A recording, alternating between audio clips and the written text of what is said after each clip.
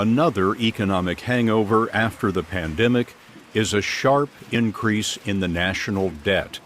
30 years from now, it is projected to be $144 trillion, or $1 million per household.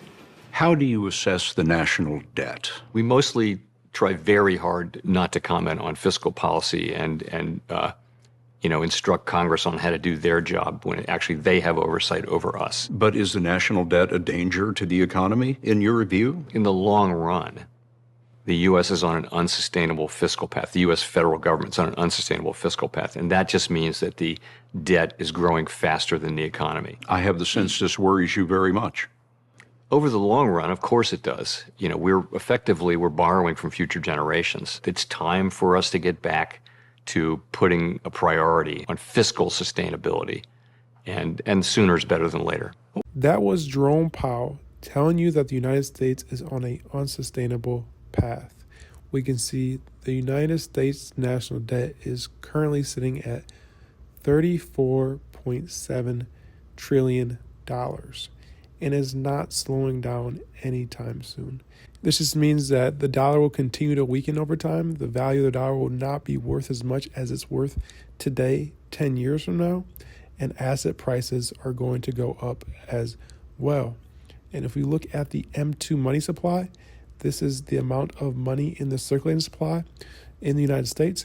We can see if we come all the way back here to April of 1959, the M2 money supply was only $290 billion.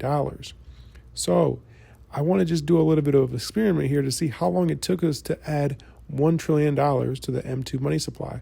So if we go out here, we can see it took us all the way to around October of 1977 to add $1 trillion to the M2 money supply. So that's around a 20-year time period to add $1 trillion. So let's see how long it takes us to get the next $1 trillion from 1.2 to 2.2. We can see it takes around 8 years, 1984, to add another $1 trillion. So you can see it's taking less and less time to add $1 trillion to the M2 money supply. And if we come up here to just recent years, we can just spot check a time here. If we look at January of 2022, we were sitting at $9.7 trillion.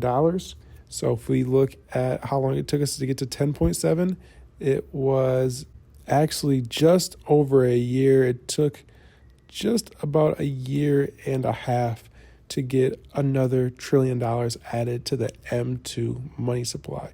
So you can see over time, the money is being diluted, and they're going to have to print more and more money to keep this house of cards up. And you can just look at what they did during COVID. We went from around $15.3 trillion January of 2020 to just 2 years later is at $21.5 trillion. They added $6 trillion in 2 years to the M2 money supply. And this is why inflation was so bad. And obviously we've had interest rates rise. We've had tighter financial policy. So the M2 money supply has gone down a bit here. But as soon as inflation comes back down, they're going to have to continue to print money to keep this house of cards up. A lot of people like to talk about the diminishing returns in Bitcoin over time because the numbers are getting bigger, but they never want to talk about how when the United States dollar gets printed, you need to continue to print more and more dollars to keep those dollars afloat, to keep the economy afloat and keep it from crashing. And every time the economy crashes, the United States government responds with printing more money. And there's this clip here I want to share with you guys. Let's go ahead and check it out quick. You just print that money and pay debt. If this is money that we've created out of thin air anyway, what's to stop us from creating I used to make fun of Paul Krugman for his idea of $1 trillion coin. Yeah. Right, and yeah. Now I feel myself saying, hey man, well, let's just get $10 trillion coins, right. Give one to China, one to Europe. Are we square? Good.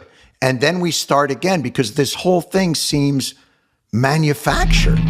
Swap it for them for the debt. And then at the very least, we now control we've bought back our mortgage. So now we can never foreclose on it. Even if interest rates go up, we have a lot more control over our debt. Does that make sense? I mean, I think one of the most important things you were trying to get at with him was the idea that this thing we call the national debt, and this is Rowan's point, we have yellow paper and green paper. We have dollars and we have treasuries, but they're thought of very differently. We don't think of the green paper as debt conventionally, but we think of the yellow paper, the government bonds, treasuries as debt. And that's what the Fed is buying. They're buying treasuries, they're buying bonds.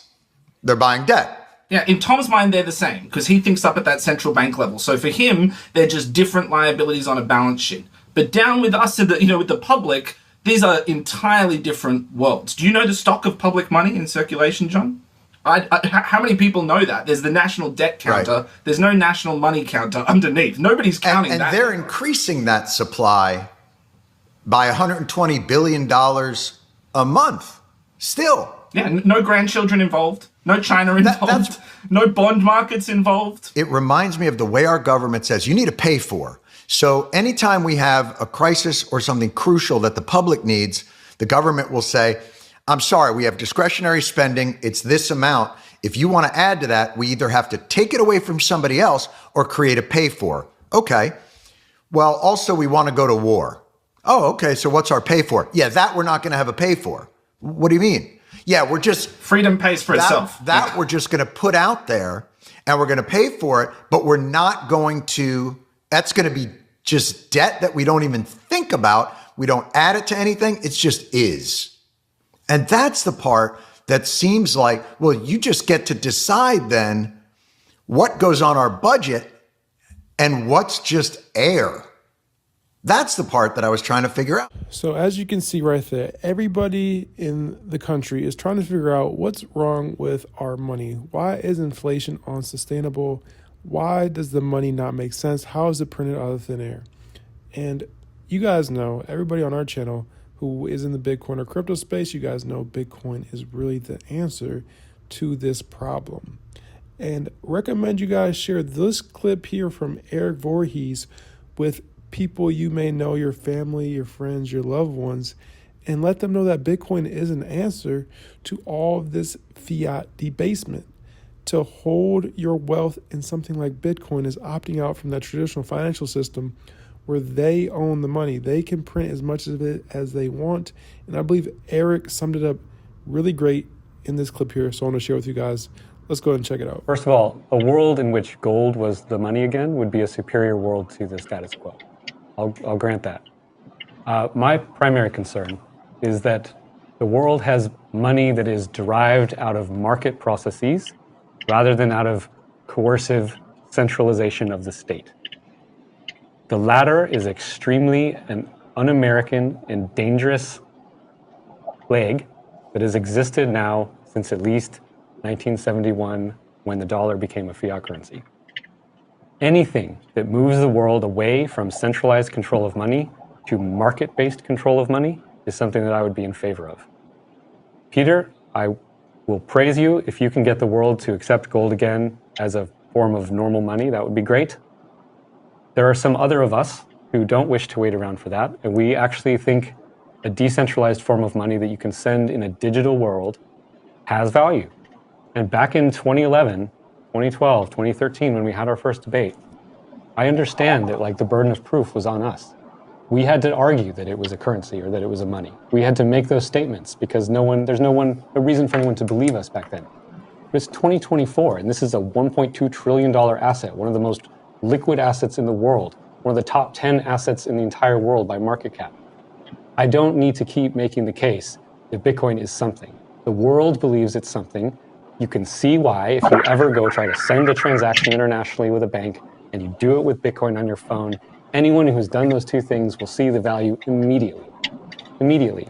And I don't have to defend it much, right? It's just growing and it's an option. There's no Bitcoiner that would force either of you to ever use it. And if you want to stay in the traditional financial system, go down with the Titanic, go for it. Many of us are choosing an alternative.